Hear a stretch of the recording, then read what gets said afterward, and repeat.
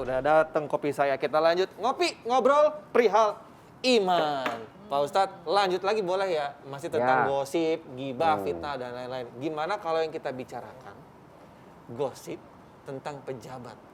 Wah. Nah, Ini skala nasional. namanya pejabat publik berarti dia memakai fasilitas dan digaji oleh publik. Ketika dia dibicarakan, sesungguhnya dia bukan gosip, tapi kritik. Kalau kau tidak mau dikritik, jangan jadi pejabat publik. Sekarang kan banyak pejabat publik marah kalau dikritik. Kalau kau tidak mau dikritik, ya bikin kebijakan yang membuat orang senang. Karena kalau dia bukan digosip namanya, dikritik. Tapi kritik itu konstruktif. Apa itu kritik konstruktif? Ini lo salah, ini yang baik. Jangan cuma mencari-cari, beda mencari kesalahan dan mencari-cari kesalahan. Ya, hanya karena sentimen kita, hanya karena bukan kita dukung dulu, maka semua apapun dia lakukan kita komentari. Nah, itu namanya komentarnya bukan atas nama kecintaan, tapi karena kebencian. Karena kebencian, motifnya pasti apapun dia bikin tidak ada yang baik. Nah, berlaku adil lah. Jangan karena kebencianmu kepada suatu kaum, kalian tidak berbuat adil. Begitu amanah Quran.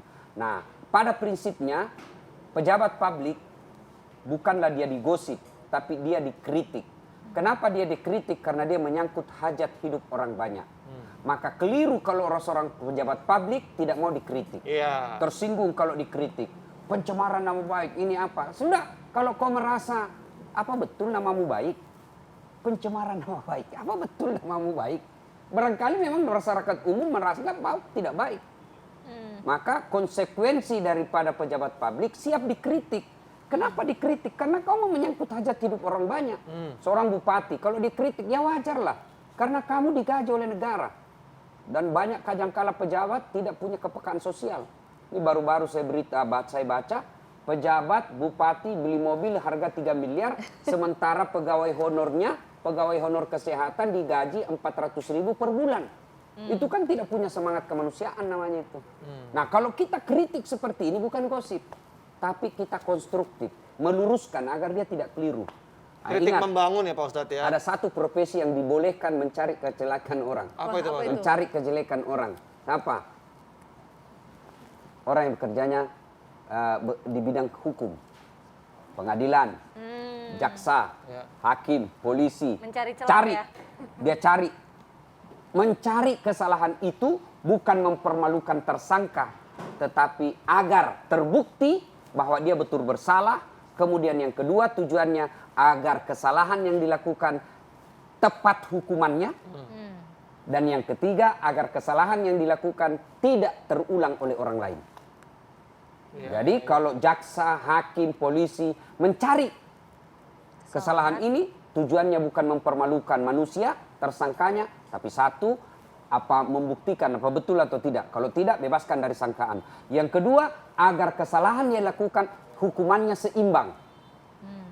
Dan yang ketiga, agar orang lain tidak mengikuti kesalahan yang seperti yang dilakukan. Udah siap belum? Nah, itu Takut lah. tapi kalau kita hanya seperti saya, seperti kita hanya masyarakat biasa, tidak boleh kita menceritakan aib dan kekurangan orang lain. Intinya gitu Pak Ustadz ya tadi, ngomongin keburukan orang lain, walaupun itu benar namanya gibah. Kalau ngomongin keburukan orang lain tapi itu salah, fitnah. Sama-sama nggak baik ya Pak Ustadz ya. Yang penting kalau emang bisa nggak usah sok tahu ya Pak Ustadz ya. Nggak usah sok campur. tahu. Kalau kita merasa tidak tahu sama sekali, jangan. Tahu pun jangan, untuk apa? Karena apa? Kesalahan yang dia lakukan kita tidak akan tanggung. Si A maksiat, si A tukang copet, si A jelek. Kalau kau merasa mau membantu dia, lapor ke polisi supaya dia dipenjara dan ambil pelajaran. Dia tukang gosip, dia pezina. Ngapain? Sinanya dia, gosipnya dia saya tidak tanggung. Tapi ketika saya cerita kejelekannya, maka sesungguhnya saya menanggung dosanya. Masya Allah. Pak Ustadz, apa nih yang bisa kita petik dari ngopi kali ini Pak Ustadz? Ya, gibah salah satu penyakit hati. Penyakit hati yang bisa menghancurkan amal kebaikan kita. Rasulullah SAW pernah bersabda, "Sittatu asyain sittatu asya'in tukhbitul amal. Ada 6 sifat yang menghancurkan amalmu. Ibaratnya kayu kering ketemu dengan api, pasti cepat habis. Satu di antaranya dari 6 sifat penghancur amal itu adalah al-istighalu bi uyubil khalqi. Terlalu sibuk mencari kekurangan dan kejelekan orang lain sehingga melupakan kejelekan dirinya sendiri. Pepatah kita dulu mengatakan semut seberang lautan tampak olehnya, sementara gajah di pelupuk matanya tidak nampak. Ini kan aneh. Maka kata Nabi, beruntunglah orang-orang yang terlalu sibuk mencari aib dan kekurangan dirinya sehingga tidak punya waktu mengurusi kekurangan dan aib orang lain. Memang kadangkala lisan kita enak rasanya menceritakan keburukan orang lain. Nyaman rasanya mengutak-atik aib orang lain. Tetapi sesungguhnya itu adalah keberhasilan jin dan setan menyesatkan kita. Mari hindari sifat tercela ini. Kalau ada yang kita dengar keburukan dan memang itu benar, maka sebaiknya kita ucapkan na'udzubillah min zalik. Kita berlindung kepada Allah dari keburukan seperti itu. Semoga ada manfaat, semoga ngopi ini ada manfaat buat kita semua dan menjadi amal kehidupan sehari-hari agar kita terhindar dari ghibah dan fitnah. Semoga ada manfaat. Saya Das'ad Latif. Assalamualaikum warahmatullahi wabarakatuh. Waalaikumsalam warahmatullahi wabarakatuh.